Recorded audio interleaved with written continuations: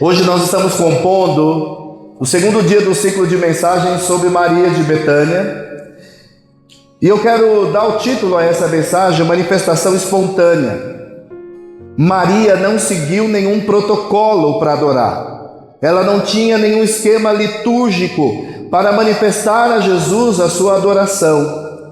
Maria aproveitou a visita de Jesus na tua casa e ali demonstrou a satisfação de tê-lo no ambiente da tua casa. Você vai ver comigo todo um trajeto que levou Maria a esse ato. E hoje eu quero convidar a igreja, extrapole, quando Jesus estiver presente, vai além, não espere ninguém te dar um roteiro, não espere ninguém dizer como, simplesmente aproveite a oportunidade, lance-se aos pés do Senhor, passa por entre a multidão, toque na orla das suas vestes, mas aproveite a oportunidade. Aproveite a oportunidade de abrir os teus lábios e dizer: mais uma vez o Senhor tem me concedido vida, mais uma vez o Senhor me coloca de pé. Quando Maria aproveita a oportunidade, e você vai ver que todos estavam cumprindo o seu protocolo. Lázaro, que havia sido ressuscitado, estava sentado à mesa com ele, participando do banquete. Marta estava fazendo a comida e servindo. E de repente você vai ver que, cadê Maria? Cadê Maria? Maria não está à mesa, Maria não está cuidando da comida, Maria está cuidando da adoração, Maria está cuidando daquilo que ninguém se preocupou em entregar ao Senhor, a melhor oferta, a oferta que vem de dentro. Porque o Pai procura verdadeiros adoradores, que o adore em espírito e em verdade. Amém, irmãos? A manifestação espontânea, aquilo que eu dou para Deus sem que ninguém me diga. O que é uma manifestação espontânea? Aquilo que eu penso, dar o meu melhor. Não é o pastor que vai dizer para você: olha, faça assim. Até na própria ceia nós temos a orientação. Paulo diz: examine-se pois o homem a si mesmo, e assim coma do pão e beba do cálice. Ou seja, extrapole a religiosidade.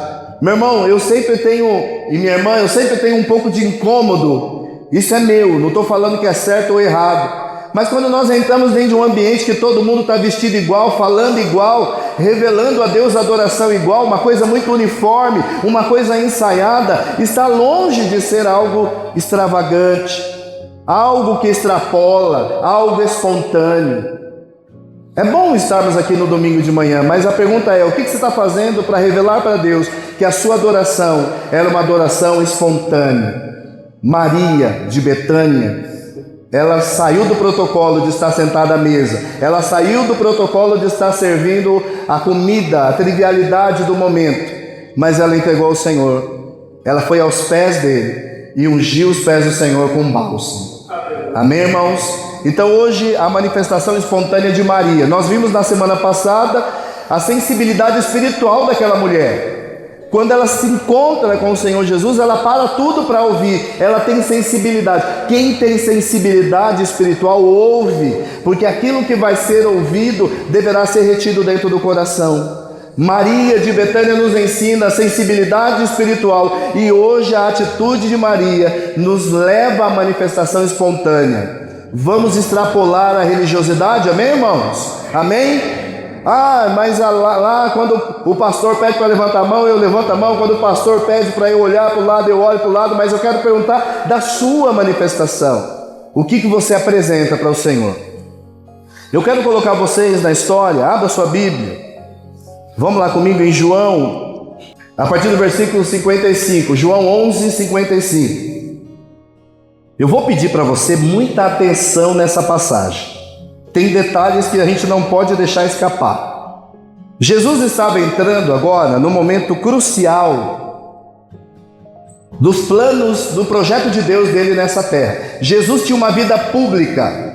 Tudo o que Jesus fazia, a multidão estava vendo: cura, libertação, ressurreição, inclusive a própria ressurreição de Lázaro.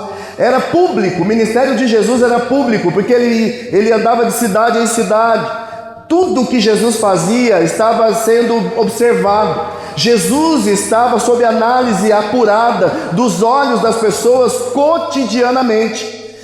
E o ministério público de Jesus estava por encerrar. Diz a Bíblia o seguinte, vamos lá comigo? Evangelho de João 11:55.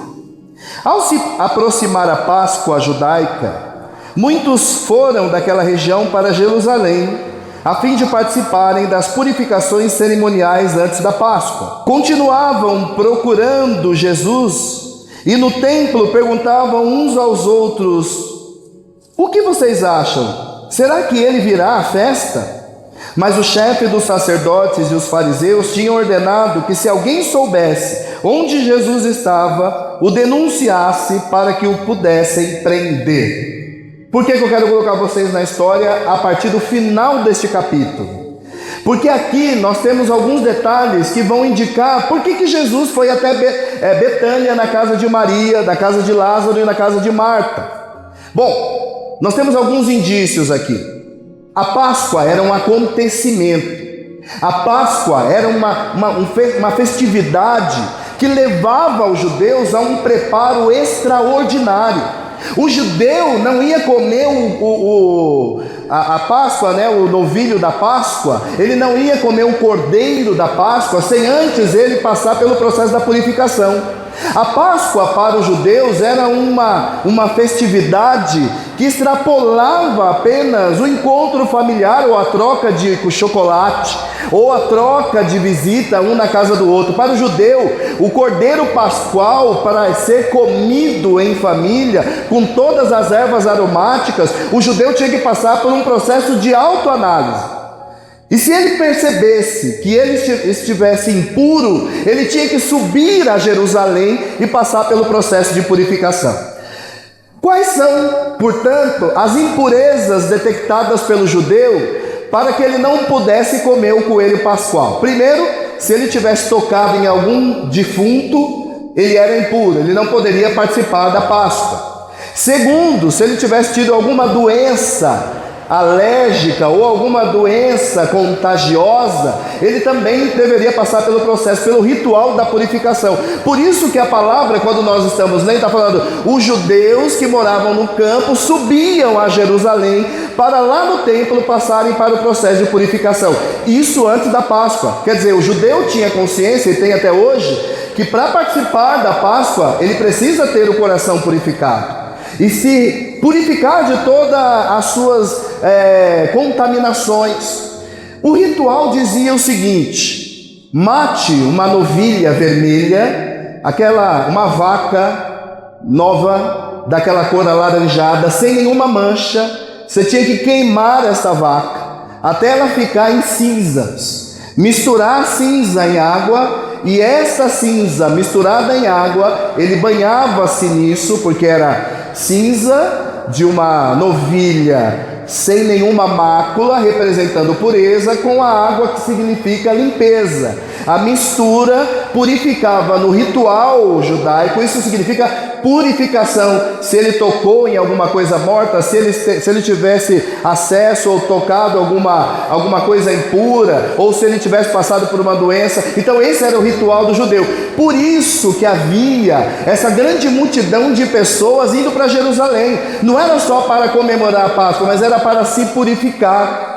Meus irmãos, eu quero que vocês entendam, Jesus estava indo para Jerusalém também, e os religiosos estavam tramando: bom, se todo mundo está vindo para o templo, ele também virá, e será a oportunidade de nós procurarmos matá-lo. Então, dentro da história, eu quero que vocês entendam que antes de Jesus ir para Jerusalém, ele passa em Betânia. Betânia fica mais ou menos a, 3, 4 quilômetros de distância de Jerusalém.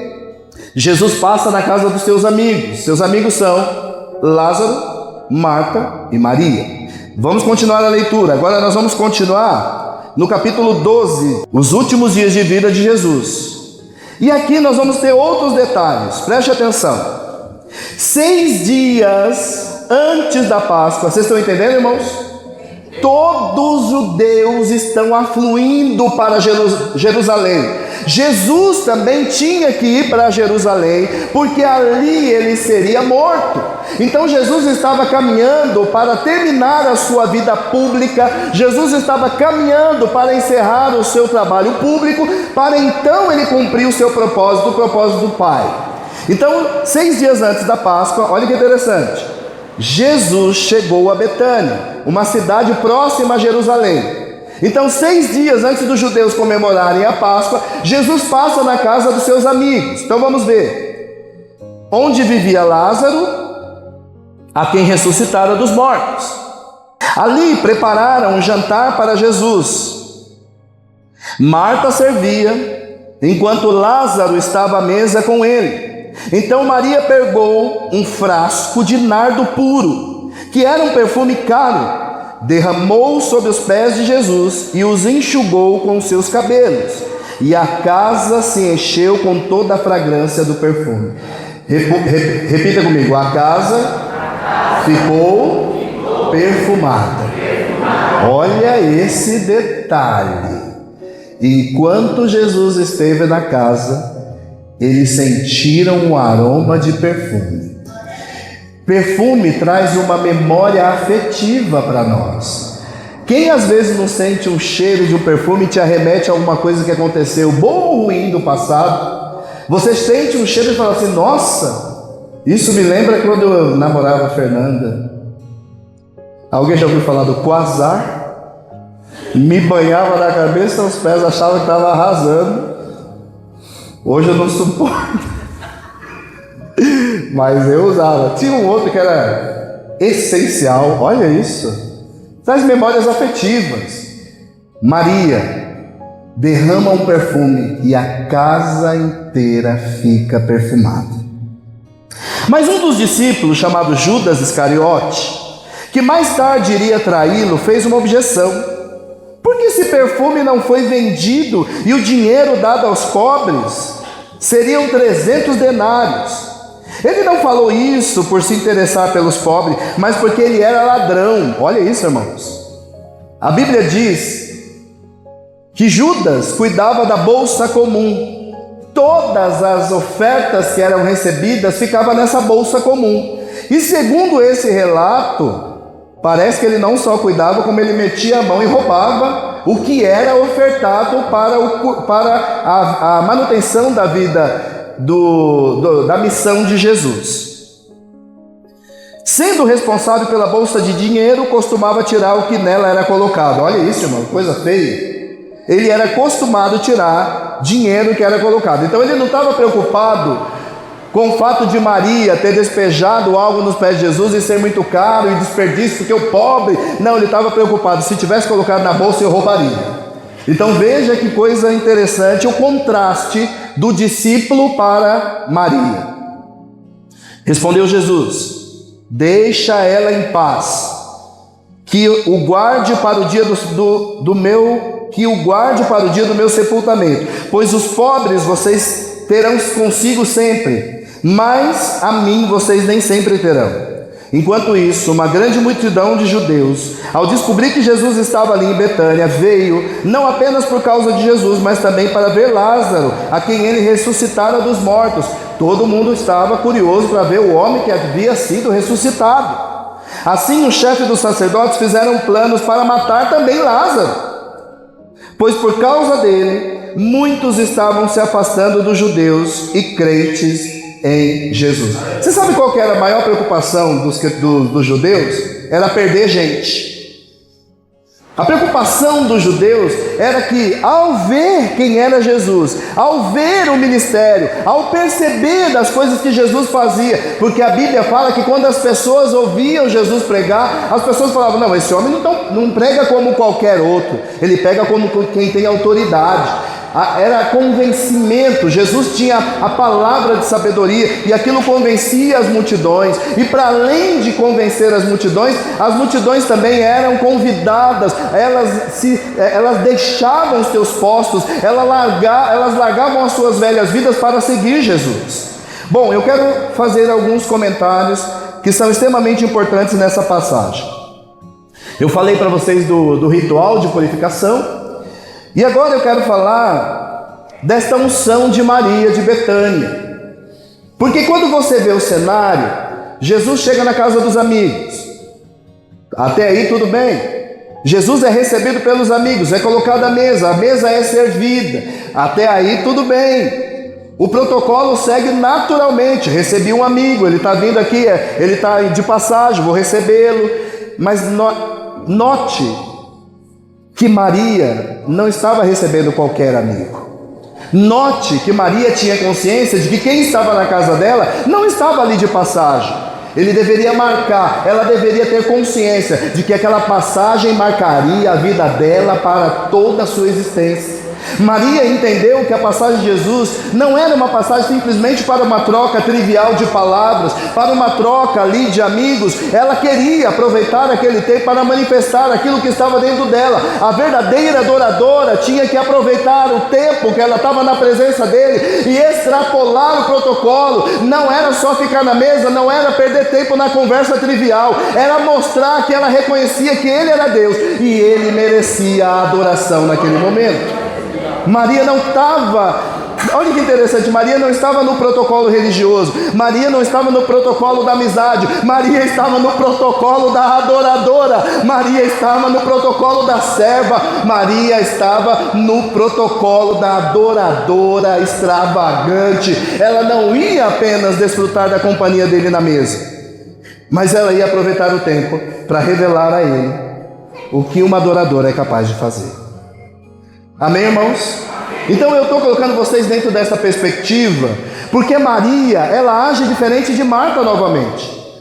Pastor, mas alguém tinha que servir, mas alguém tinha que cozinhar. É verdade, mas não o tempo todo, não o momento todo. Se Jesus estivesse ali, eu fico imaginando, Maria deve ter tido até almoçado, comido alguma coisa ali, mas eu acho que ela fez aquilo rapidamente para aproveitar o tempo que lhe restava, para chegar aos pés dele e dizer: você está na minha casa, mas esta passagem para mim, ela marca a minha vida, e eu quero aproveitar todo o tempo na tua companhia. Você sabe que Pedro, depois que ele viu Jesus alimentar aquela multidão no deserto, poucos pães e alguns pedaços de pães e peixinhos que multiplicado alimentou toda a multidão, Pedro viu aquilo, e aí a multidão falou: bom, ele tem palavra, ele cura, ele liberta, vamos fazer dele um rei, porque tudo que nós precisamos, esse homem nos provê, então vamos fazer ele como rei, vamos ficar atrás dele e levantar ele como autoridade. Mas Jesus tinha uma missão. Qual era a missão? Morrer para salvar a humanidade. Jesus não estava querendo fazer troca para que ele fosse colocado num trono diante dos homens, mas Jesus queria cumprir o propósito para que ele, de fato, estivesse no trono da eternidade que Deus preparou para ele. Então eu quero dizer para você, irmãos, que Maria nos traz um exemplo de manifestação espontânea de adoração. O que Maria fez, a atitude que Maria teve foi diferente de qualquer outra pessoa. Eu quero fazer uma pergunta para você nessa manhã: qual é a sua atitude que difere dos demais? Ou você está indo como a multidão? Se todo mundo canta, eu canto. Se todo mundo vai, eu vou. Se todo mundo vai para a direita, eu vou. Se todo mundo vai para a esquerda, eu vou. Quero saber a sua atitude. O que te difere no meio da multidão? O que você pode despertar, faz para despertar o olhar do Senhor? Qual é a diferença da sua adoração para as demais? Ou ela é uma adoração uniforme? É uma adoração conjunta? Cadê a sua adoração, a sua manifestação genuína ao verdadeiro amor de Cristo? Maria nos ensina isso. E como ato de adoração, eu quero ver com vocês alguns exemplos que Maria de Betânia, irmã de Lázaro e Marta, mostra para nós através da atitude que ela teve. Primeiro, Maria unge os pés de Jesus com um perfume caríssimo, demonstrando que ela tinha a verdadeira adoração. É mais ou menos assim: chegou alguém em casa, essa pessoa vai ser bem tratada, essa pessoa vai ser muito bem recebida. Geralmente, quando você recebe uma pessoa que você ama dentro da tua casa, você oferece o melhor lugar, você prepara os melhores talheres, você tira as melhores louças, você depara-se com uma pessoa que você ama, você quer aproveitar aquele tempo. Maria não foi diferente, só que Maria, ela extrapola, porque quando Maria pega o perfume chamado nardo para doar, eu quero falar para vocês sobre o nardo.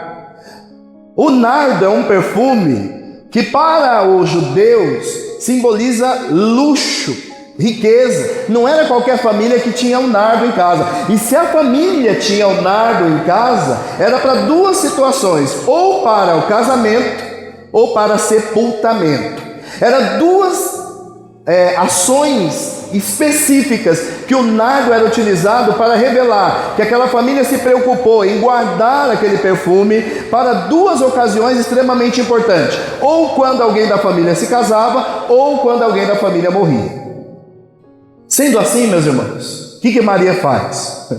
Quando a gente lê a passagem jornalisticamente, a gente pensa, ela pegou lá um frasco e jogou nos pés de Jesus. Meu irmão, ela pegou uma herança da família toda.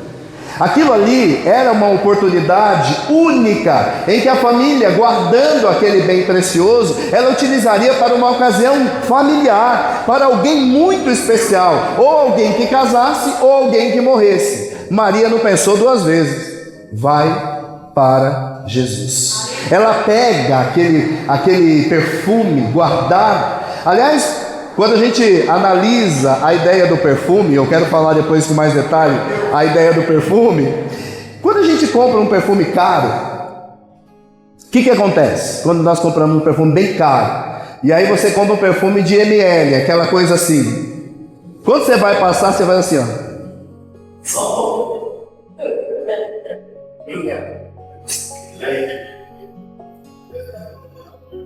Aí você vai lá e guarda. Esconde, porque se o irmão souber. Eu tinha um irmão em casa chamado André. André era o rato do perfume em casa. Então a gente comprava, a gente guardava até na geladeira, porque André, se descobrisse o perfume, ele tomava banho no nosso perfume. Então o perfume caro, quando você adquire, que ele tem aquela durabilidade, que o perfume é bom, bem concentrado, você paga lá o seu valor alto e você usa com muita dificuldadezinha ali para momentos especiais, né? Para aquela hora especial. Maria falou, não, vai tudo para ele. Olha a adoração extravagante. A luxuosidade, a riqueza eu vou conquistar, mas eu estou diante de alguém que é mais precioso do que o bom perfume que está guardado para a hora especial. Chegou a hora especial, eu vou derramar tudo aos pés. Agora você entende porque a casa ficou toda cheirosa? O nardo era uma especiaria que não era produzida em Jerusalém, era provavelmente produzida nas montanhas do Himalaia, entre o Nepal e a Índia. Então era um produto importado, irmãos, e não era qualquer família que tinha, não. Maria pega esse perfume que está guardado para um momento especial, devia ter até dentro de uma cumbuquinha toda assim ornada, né? Ali todo mundo vendo na estante, olha, ali tem o nardo, olha o nardo. E detalhe, quando ela faz isso, que ela pega esse bom perfume, que o perfume era maravilhoso, o nardo não tinha mistura nenhuma, ele era um produto importado, deixou a casa toda perfumosa. E aí quando ele derrama, que encheu esse aroma, o discípulo que andava com ele, aquele que todo mundo conhece como traidor, além de traidor, era ladrão, porque ele ainda, usando de hipocrisia, ele fala, como que essa mulher é doida? Ela pega um perfume luxuoso, importado, caríssimo, que pertence a toda a família, e joga nos pés de Jesus. Aí a Bíblia já fala, claro que ele está falando isso, porque a intenção dele era que ela vendesse, que ele não é bobo, e doasse o dinheiro para colocar na bolsa que ele cuidava, porque o nardo, irmãos, ali, a Bíblia fala que tinha 1 libra de nardo ali. O que é 1 libra de nardo? 1 libra de nardo, se a gente transformar em ml, tinha quase 400 ml, de 350 a 370 ml de nardo. E diz que ali ela poderia ganhar 300 denários. Eu vou explicar para vocês o que é o denário. É uma moeda de prata que um trabalhador durante o dia ganhava se ele executasse qualquer tarefa. Vamos pensar assim: se 1 denário é o trabalho de um dia, 300 denários é o trabalho de 300 dias. Então, se ali tinha 300 ml, né? Vamos lá, 300 a 350 ml, que foi adquirido por 1 denário por dia, Ao longo de 300 dias de trabalho, ele teria que pagar 30 mil reais. Perfume caro, né, irmãos? Perfume caro. 30 mil reais se ele ganhasse 100 reais por dia. Vamos pensar, ganhando 100 reais por dia. Se fosse 50 reais por dia, 15 mil reais. Muito alto o valor. Aí Judas cresceu os olhos e falou: bom, esse dinheiro poderia estar aqui dentro da sacolinha, porque eu poderia safanar uma porcentagem. Então, primeira coisa que nós podemos aprender com Maria é o ato de adoração. Amém, irmãos? Amém, irmãos? O seu ato de adoração. Esses dias eu estou lá no meu devocional. Aí eu costumo, no momento do devocional, eu coloco minha cara no pó, eu deito no chão. E aí a irmã querida do meu coração, minha lindíssima esposa, bate na porta. E eu lá com a cara no chão. Preciso do carregador. Falei: não levanto. Não levanto. Isso é uma afronta. Foi todo um processo para chegar e me humilhar, me colocar a cara no pó. Você que espere o teu carregador. Eu estou dando agora o meu melhor. Sabe o que isso significa, irmãos? Que o meu ato de adoração não é interrompido por nada. Nada vai cortar o fluxo da minha adoração. Eu me baseio em Maria. Maria não estava preocupada se fossem falar: nossa, mas você pagou caro. Não importa, eu estou dando a minha melhor adoração. Ah, mas isso que você fez aí está chamando a atenção. Olha como está a casa. Não importa, esse dia vai ser lembrado. Eu aproveitei o tempo da presença do meu Senhor na minha casa e ofereci a Ele a minha melhor adoração. O Senhor está falando para você nesta manhã: qual é a sua melhor adoração? E aí? De repente você não tem um nardo na tua casa, mas você tem algo que é mais precioso do que o nardo: o teu tempo. Pega o seu tempo. Aleluia, Jesus. Tem gente que está dando o que é mais precioso que nós temos, o nosso tempo, para tudo, menos para Jesus. Maria nos ensina que não é o valor que ela colocou, mas é a dedicação que ela deu ao Senhor. Amém, irmãos? 2. Maria fala da extravagância. A atitude de Maria foge do comum. Ela é marcada por generosidade, ela é marcada pela entrega total, sem cálculos mesquinhos. Ô meu irmão, ô minha irmã, passou 2 tempinhos aí, 10 minutos do culto, eu vejo uns irmãos que ficam com um frisson aí na cadeira.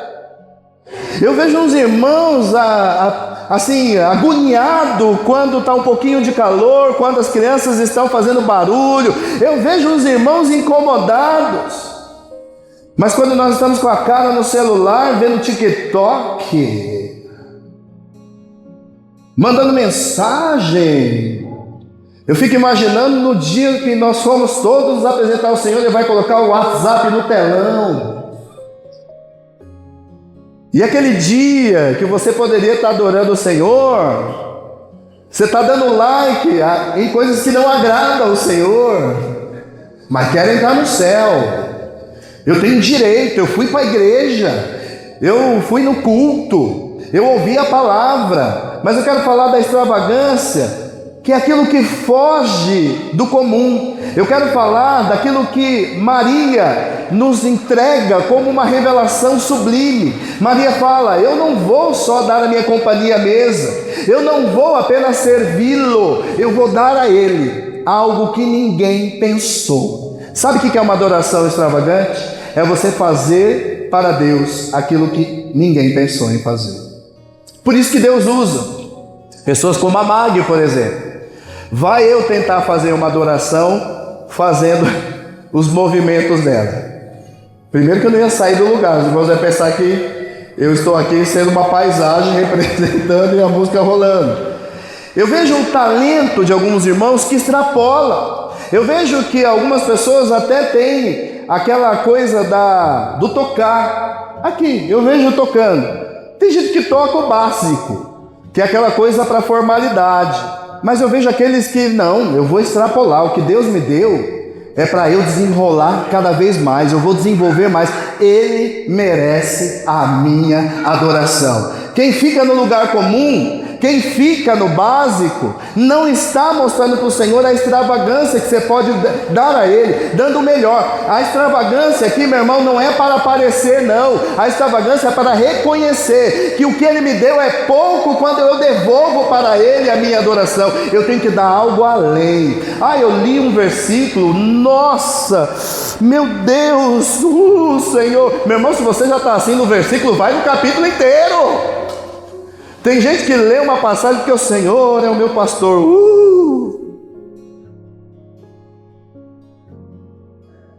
Vai então para o capítulo inteiro, que aí você não consegue nem ficar em pé. Extrapole. O pastor está pregando aqui, extrapole, vai estudar depois. Meu irmão, eu vou falar para você, se você não está vendo, o que está acontecendo na terça-feira aqui é algo extraordinário. Os obreiros, nós nos reunimos no início do ano, a minha pergunta foi: vocês querem continuar sendo obreiro ou não? Queremos. Eu falei, então está na hora de extrapolar.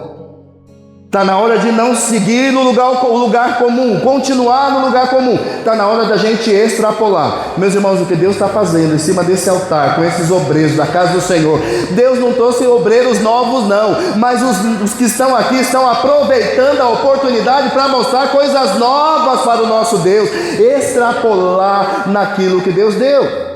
Meu irmão, a extravagância não é para aparecer para o teu irmão. A extravagância é aproveitar a oportunidade para dar o melhor para o Senhor. Amém, irmãos? Então Maria não estava preocupada com o valor, quantos denários, com a luxuosidade da casa. Olha, a família de Maria tem nardo. Agora ela pode dizer, tinha, porque o que eu tinha eu dei para o meu Senhor. O meu tempo é totalmente para Ele. Amém? E 3, Maria, ela renuncia à própria glória. Maria, ela vai e derrama nos pés de Jesus aquele perfume. E quando ela vê que aqueles pés estão os pés estão molhados, ela desprende o seu cabelo. Isso significa humildade. Ela não quer ficar bonita na frente das pessoas, mas ela quer aparecer para o Senhor como adoradora humilde, se despindo da sua própria vaidade. Ela tira o laço do cabelo e começa a enxugar os pés do Senhor. Irmãos, aonde foi a vaidade? Sumiu. Eu vou cantar aqui uma nota bonita para o Cauã me ouvir. Não, eu vou cantar com o meu coração. Eu vou cantar para que ele veja o que está saindo de dentro de mim. Eu vou cantar para que ele entenda a emoção que eu tenho na presença dele. Eu cantarei o meu melhor. Não estou falando que a gente tem que ficar desafinado para o resto da vida, não. Vamos melhorar. Porque se eu estou servindo ao Senhor, eu vou buscar mostrar a Ele que eu tenho intenção de dar o verdadeiro louvor. E isso melhorando a minha capacidade. Ela renuncia à própria glória dela. A dona da casa, onde que estava a dona da casa, irmãos? Nos pés. Cadê Maria? Nos pés. Mas ela estava com o cabelo todo arrumado, ela desfez o cabelo para enxugar os pés dele. A humildade de Maria, eu estou reconhecendo que neste lugar eu não tenho o mesmo valor que o meu Senhor. Eu termino essa ministração, porque no próximo domingo nós vamos falar da ressurreição de Lázaro. Hoje eu quero pegar alguns aspectos da adoração de Maria, em contraste da atitude que teve Judas, que foi mesquinho, Judas que pensou no desperdício. Jesus estava ali para reconhecer de verdade qual era a intenção de cada um naquele lugar. Como Maria, nós devemos, primeiro, adorar a Cristo com o melhor que temos, sem reserva. Irmãos, quando eu falo melhor que temos, não estou falando material, estou falando a nossa disponibilidade, a nossa vontade, a nossa iniciativa.